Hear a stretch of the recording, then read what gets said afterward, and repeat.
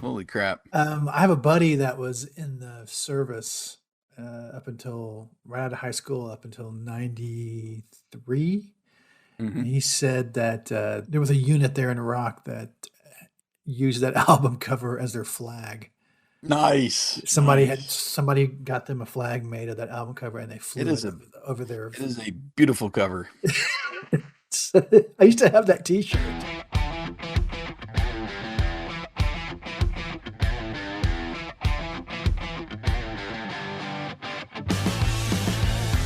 Welcome to the Greatest Lists podcast, a show about music and lists.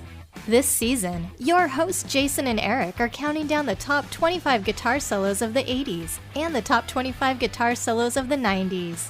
Think your favorite made the list? Tune in and find out. Take it away, boys. Welcome to Greatest Lists, a music and talk podcast featuring lists of the greatest songs of all time. I am Eric, your host for this episode. And with me, as always, is my co-host Jason. How's it going, Jason? Hey, Eric. Doing well. And I wish we had a mob, like the Greatest List mob. Greatest List mob. Mob of fans. Oh online. My gosh. Tell your friends, people. We want to create a mob. We're going to create a mob. We are continuing our season 2 list of our favorite guitar solos of all times. And we're currently entrenched in the 90s. And this episode, we're talking about the band Lynch Mob, featuring guitarist George Lynch and the song All I Want. Behind the music. Guitarist George Lynch made a name for himself as the guitarist of the 80s metal band Dokken. Dokken was one of the 80s metal bands that came up through the LA Sunset Strip metal scene in the early 80s. While they were never as big as some of their counterparts that were on the scene, they had a large fan base and recorded four multi-platinum albums in the 80s. During that time, Lynch developed the reputation as one of the best guitarists of the genre. He played on the band's first 4 albums. And after that, the band broke up due to internal conflict, if you can believe that. That never happens. No. After the demise of Dokken, Lynch, along with his fellow Dokken drummer Mick Brown, formed the aptly named Lynch Mob and recorded 2 albums. The first album, Wicked Sensation, was released in October of 1990, and while it was well received by the fans in the metal community, it didn't fare well anywhere else due to the rise of alternative rock and grunge. Mm-hmm. The second album, just titled Lynch Mob, that featured a new lead singer, fared even worse. Soon after, Lynch disbanded the group, and he and drummer Mick Brown rejoined Dokken for several years. In the years since then, George has had approximately 699 different iterations of the band. It's much like we spoke, like we said on the last episode with the Smashing Pumpkins. It's just been a revolving door of bandmates, with Lynch being the only constant in the band. He's developed a bit of a reputation of being quote unquote difficult to work with, which contributed to the demise of Dokken and, no doubt, the demise of his original Lynch Mob lineup. That's not to say Lynch has been sitting around doing nothing. He's been a part of close to a dozen side projects. Most recently, a band called KXM with members of King's X and Korn, Tooth and Nail with former Dokken bass player and drummer, The End Machine with former Dokken members and a former lead singer from the Lynch Mob, Rob Mason, Ultraphonics with Living Colour lead singer Corey Glover. Really? Yeah, and it's not bad either. That's a pretty good album. But the biggest collaboration being with Michael Sweet, the lead singer of the band Stryper, and they formed a band called Sweet Lynch, which is pretty dang good. Their third album comes out, I believe, in May, and I've heard 2 tracks off of it, and it's smoking hot. Okay. So he plays all the time. He has 2 other pseudo projects that he's played with called Dirty Shirley and the Truck Stop Vampires. He plays with on occasion. So busy guy. As far as gear goes, over the years he's had 2 signature models with the company ESP Guitars. A kamikaze model, which features Japanese kamikaze-like graphics on the body, and a Bengal tiger stripe model. Both of those guitars, and we'll talk about them more at a different time, both those guitars were his signature look in the 80s. And there's another custom guitar that he plays that we'll talk about in our 80s list because he will be on that list as well. He has a set of signature pickups from Seymour Duncan and a set of signature pickups from Arcane Pickups.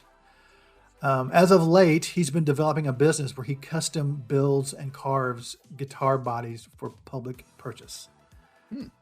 He actually carves, doesn't just paint them, he carves them out of wood and builds the guitar. And they run for anywhere from $8,000 to $10,000. Let's get personal. So there were 3 guitar players in the 80s that made me want to start playing guitar when I was 13, 14 years old. Eddie Van Halen, Brad Gillis from Night Ranger, and George Lynch from Dokken. So like I mentioned just a minute ago, George is going to be on our 80s list when we cover the solos from the 80s. So I'll save my Dokken history for our 80s list. Okay. But in my opinion, Lynch is at his prime on the last Dokken album and the first Lynch Mob album. Those 2 albums span about a 4-year period where he is on fire. Nothing after that and nothing before that sound as good playing wise as he does on those 2 albums. Okay. The first Lynch Mob album came out in 1990. So you got to remember, we didn't have social media, we didn't have YouTube, nothing. Anything you knew about bands either came from Headbangers Ball on Saturday night, MTV Saturday night, or reading magazines at Walden Books. So we knew that Lynch had a new band coming out, but we didn't know a whole lot about it. Right after high school, one of my best friends who I was in a band with, the other guitar player I was in a band with, he went to school in Austin, Texas, to the University of Texas. And in September, so the Lynch Mob album came out in October of 1990. In September of 1990, he called me one day and he said, you and our other buddy Mike, he said, you and Mike are going to want to drive down here this weekend, which is not a short drive.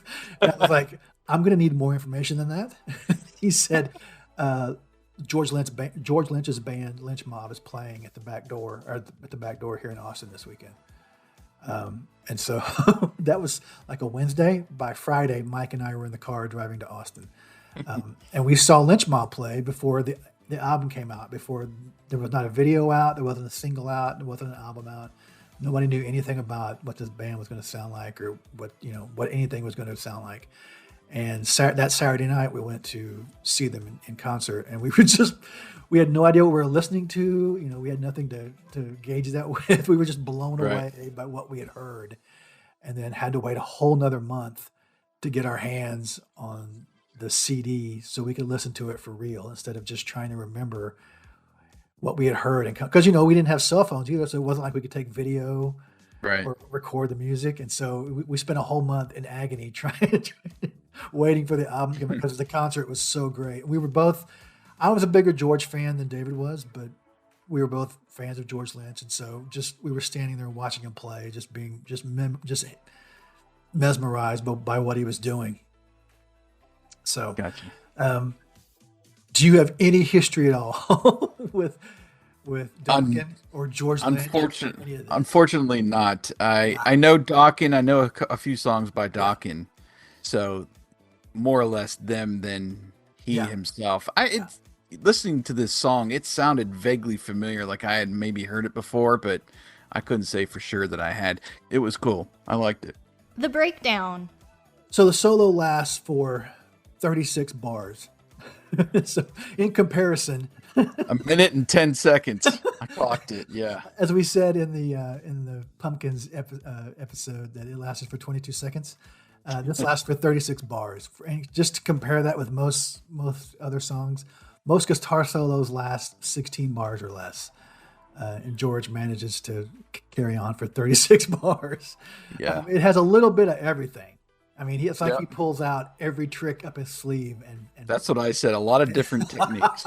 Yes, a lot of different techniques. Yeah, it's really laid out in 3 parts. You know, it's got, you can tell where one section ends and the next begins and the next begins.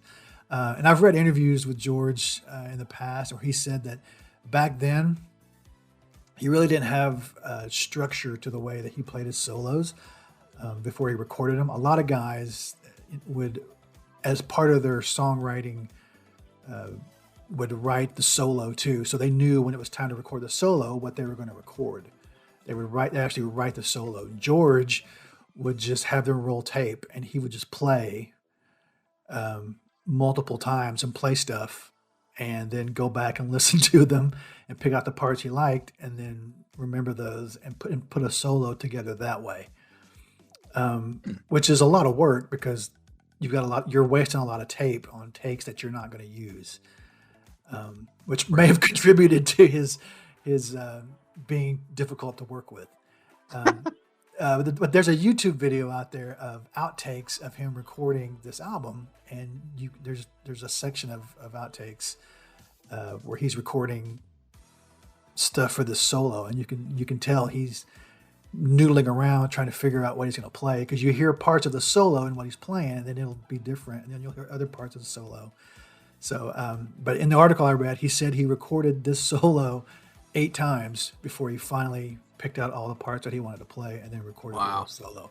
So that's a lot of tape. It's a lot of takes for just one part of a song. Yeah. But yeah, it sounds like and knowing some of the licks he plays and the way he plays, he pulls out all the stops in the solo. He just does a little bit of everything. You know, there's whammy bars, there's tapping, there's speed picking, there's just all kinds of stuff in here, and it just goes on and on and on. And, yeah. So in my opinion, it's probably the hottest solo on that album. And it's always been my favorite on that album as far as solos go. Yeah, just a lot. He gets real technical at times, but then it's almost like a bluesy kind of guitar licks throughout. Well, not throughout, but you hear some, and then the picking, the tapping, and I wrote down just about the time you think it's done. Nope, he's still going. Section 2.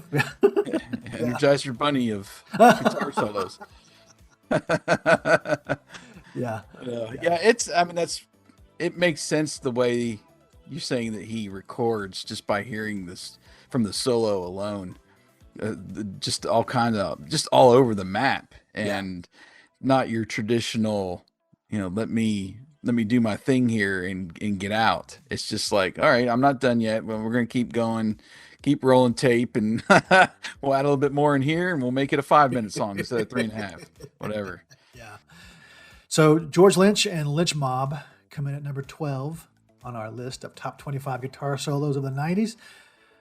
And this week's bonus songs, our first one is from George's first solo album, where it's all just him only, called Sacred Groove. It's a song called, it's an instrumental song called Love Power from the Mama Head. And our second bonus song is another song from this same album, Wicked Sensation. And it's probably my favorite overall song from the album. And it's called 4 Million Years. Cool. So if you have Spotify Premium, which is what we recommend, stay tuned because you're about to hear both those bonus songs in their entirety. Free Spotify users, you're going to get about 30 seconds of that. But outside of Spotify, you're going to have to rely on the Song Whip links in the show notes to hear anything that we've been talking about. Give us your thoughts on today's episode, or any episode, really, via social media. You can find us on Twitter @GreatestLists, or you can stream all the episodes that you want at greatestlistpodcast.com. Or, of course, you can find us in your favorite podcast listening app. Jason, we'll be back for our number 11 song. 11, yep. Wow, getting close to the top 10. Gonna go a little insane. Yeah. Thanks for listening to The Greatest Lists. We look forward to continuing our list on the next episode. You've been listening to The Greatest Lists.